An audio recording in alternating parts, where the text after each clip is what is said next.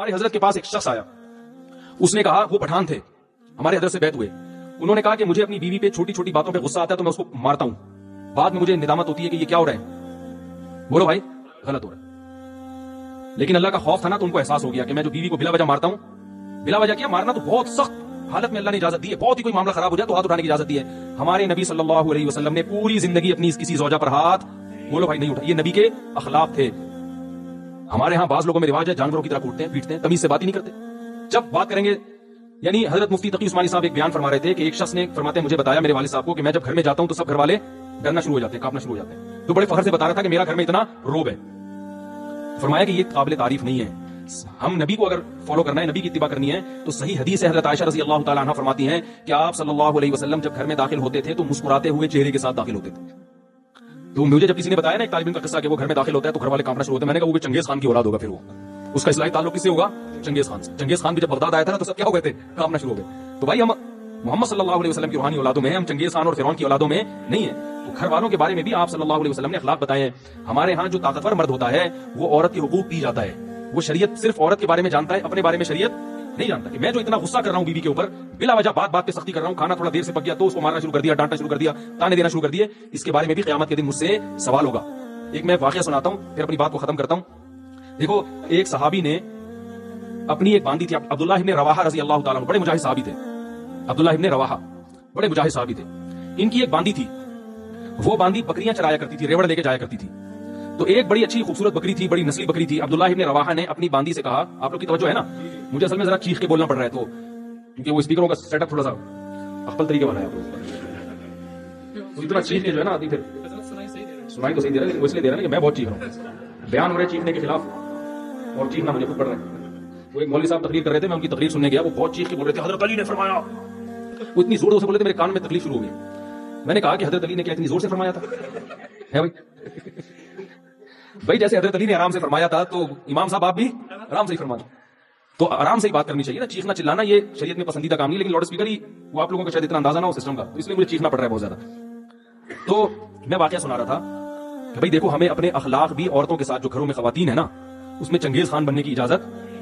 میں آپ کو ایک بات بتاؤں, اگر ناراض نہ ہو, کراچی اور پنجاب میں مردوں کی شکایتیں آتی ہیں کہ بیویاں ظلم کرتی ہیں, اور بلوچستان اور کوئٹہ اور کے پی کے سے خواتین کی شکایتیں آتی ہیں کہ مرد ظلم کرتے ہیں.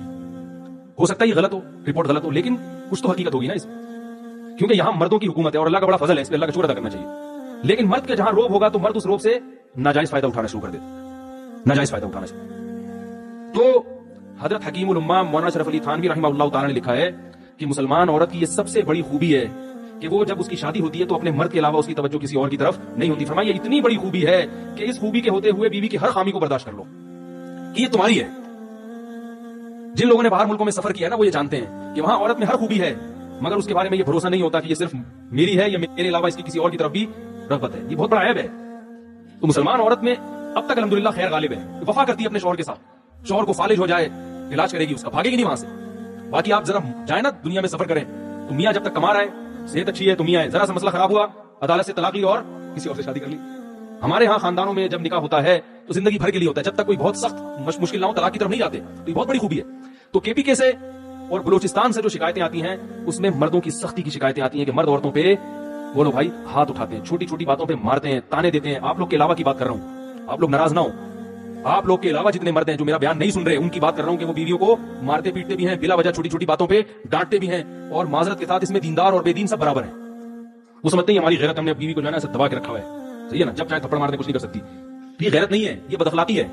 سب سے زیادہ روب محمد صلی اللہ علیہ وسلم کا تھا گھر میں, اور سب سے بڑا حق کس کا تھا, محمد صلی اللہ علیہ وسلم کا. لیکن پوری زندگی آپ نے کسی زوجہ پہ ہاتھ نہیں اٹھایا. آپ کہیں گے کہ بھئی ان کی بیویاں اتنی فرما بردار تھیں, جو کہو کر دیتی ہوں گی. ایسا نہیں تھا, فرما بردار تو تھیں, لیکن میاں بیوی میں جو اونچ نیچ ہوتی ہے وہ ہمارے نبی کے گھر میں بھی ہوتی تھی. صحیح حدیث میں ہے کہ ایک مرتبہ آپ صلی اللہ علیہ وسلم اپنی بیویوں سے ناراض ہو کے 1 مہینے کے لیے گھر سے باہر چلے گئے, کیونکہ جب میاں بیوی کا رشتہ ہوتا ہے تو پیغمبر کا اور امتی کا رشتہ الگ ہے, اور شوہر بیوی کا رشتہ الگ ہے. اور اللہ نے آپ کے گھر میں یہ واقعات اس لیے ہونے دیے تاکہ امت کو سبق ملے کہ بھئی اختلاف کے وقت کیا کرنا ہے. تو کتنا پریشان ہوئے ہوں گے کہ 1 مہینے کے لیے گھر سے غائب ہو گئے, فرمایا میں نہیں آؤں گا غریب کسی. اور جب 29 تاریخ ہوئی ہے نا تو گھر چلے گئے. صحابہ نے کہا یا رسول اللہ بھی 30 دن پورے نہیں ہوئے. آپ نے فرمایا مہینہ 29 کا تھا. ٹھیک ہے, مہینہ کس کا تھا, ناراضی کو ختم کر دیا. پھر لیکن ایسا نہیں کیا کہ ناراض ہوئے تو گھر میں چیزیں توڑنی پھوڑنی شروع کر دی ہوں اور اٹھا کے مارنا پیٹنا شروع کر دیا ہو, جو آج ہمارا حساب کتاب ہے. ہاں کوئی بہت ہی ٹیڑھی پسلی کی عورت ہے, بالکل ہی سدھرنے کا نام نہیں لے رہی, تو شریعت نے پھر مجبوری میں ہاتھ اٹھانے کی اجازت بھی دی ہے. لیکن ایسی عورتیں ہمارے معاشرے میں ان کا ریشو بہت کم ہوتا ہے, خاص طور پر ان علاقوں میں تو فرما برداری کا عنصر زیادہ ہے.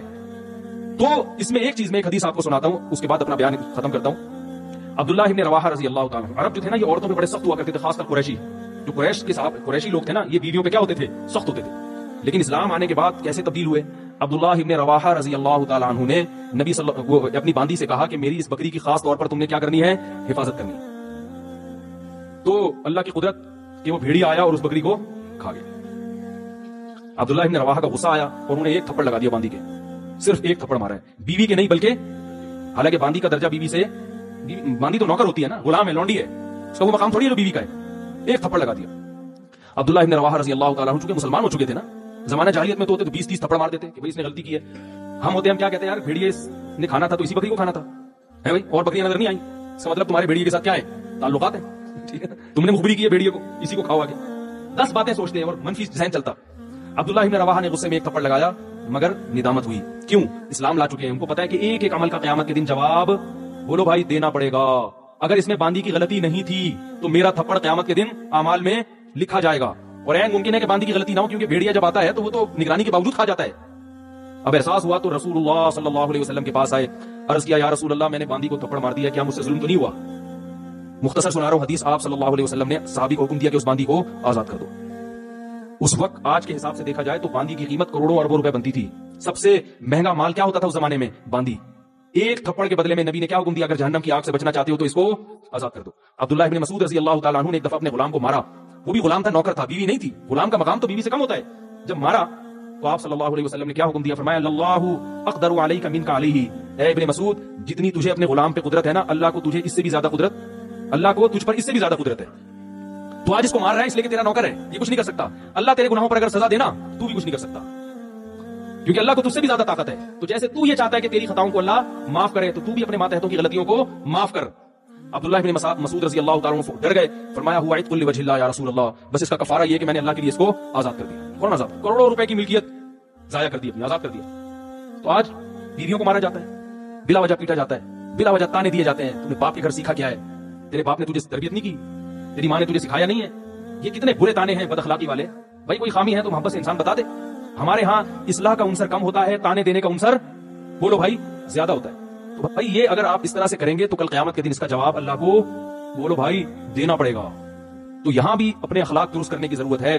تو اللہ نے ہمیں جو پیغمبروں کا جو سلسلہ بھیجا, ان پیغمبروں کا بنیادی مقصد بھی یہ ہے کہ ہم اللہ کے حقوق بھی ادا کریں, جس میں نماز ہے, روزہ ہے, زکوٰۃ ہے, قربانی ہے, اور مخلوق کے حقوق بھی ادا کریں, جس میں والدین بھی ہیں اور اولادیں بھی ہیں.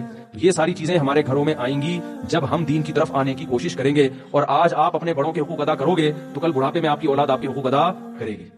اور اگر آپ آج نہیں ادا کرو گے تو کل بڑھاپا پھر آپ پر بھی آئے گا, پھر لوگ آپ کے حقوق بھی ادا کرنے کے لیے تیار نہیں ہوں گے. اللہ تعالیٰ سے دعا ہے کہ جو کچھ کہا سنا اللہ تعالیٰ اس میں جو کمی کوتاہی ہوئی اللہ معاف فرمائے, اور اس پر ہم سب کو عمل کرنے کی توفیق عطا فرمائے.